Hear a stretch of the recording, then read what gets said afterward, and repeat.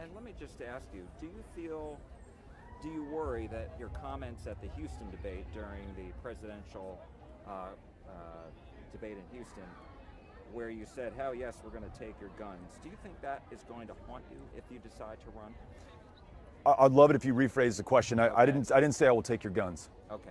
So, well, I did say. Yeah, go ahead. I did say that no one should have an AR-15 or an AK-47. And not only should we stop selling them, but we should buy back everyone that's out there in civilian hands. The reason being, a month before, 23 people were murdered in my community by a young man who had purchased an AK-47 and came to, as he put it, repel an Hispanic invasion.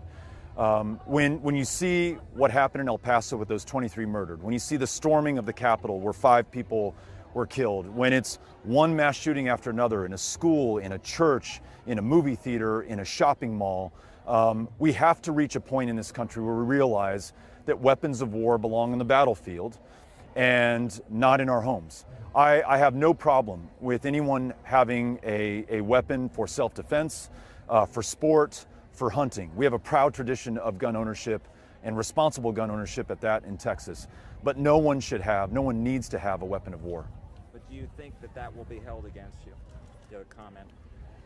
It doesn't matter to me because I've got one chance to do the right thing. And I know the right thing is to speak out against the level of gun violence that we have in this country.